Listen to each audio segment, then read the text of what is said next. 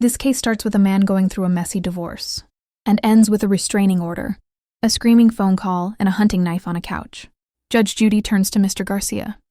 Mr. Garcia, while I usually don't go into the stories behind the stories, I need to understand your situation when you moved into the defendant's home.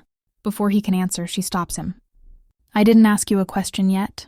Garcia quickly apologizes. From the paperwork, Judge Judy learns that Garcia was in the middle of a nasty divorce involving custody of his son. He claims he had drained his savings on legal fees. Looking for somewhere affordable to stay, he found Ms. Galloway's listing online. He believed he was renting a private room. Instead, he discovered it was a shared bedroom, 2 beds in 1 room. Rent? $150 a week, just for a place to sleep. He moved in around October 27th and stayed until December 12th, about 6 weeks. During that time, things went south. Ms. Galloway filed for a temporary restraining order against him on December 2nd. Garcia claims the order was false. He also says she kept some of his property and mistreated his dog, though the dog is now safe with his wife and son. Judge Judy raises an eyebrow. So you don't live with your wife and son. But the dog does? Garcia admits the divorce is still turbulent. Then the focus shifts. Why did Ms. Galloway request the restraining order? She explains that on December 1st, after the other roommate had moved out, she went to bed feeling sick. Around 10 p.m. she was woken up by shouting, loud, aggressive, profanity-filled yelling.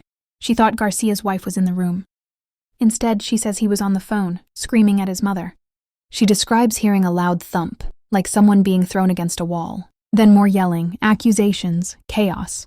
Concerned, she knocked on his door. When she opened it, she says Garcia told her to get out. She claims his eyes looked wild, that he appeared unstable, that he warned her she would feel his wrath if she didn't leave. Then she says she saw something that terrified her, a large hunting knife sitting on the couch arm. At that point, she locked herself in her room and called 911. That's what led to the restraining order. Judge Judy turns to Garcia. That all sound right to you? He calmly says no. He admits he was on the phone with his mother, but says the conversation was about Ms. Galloway. Judge Judy pauses. You were speaking to your mother. About Constance? Yes, Your Honor. There's silence in the courtroom. Judge Judy leans forward. Really, and? And that's where the story starts to unravel.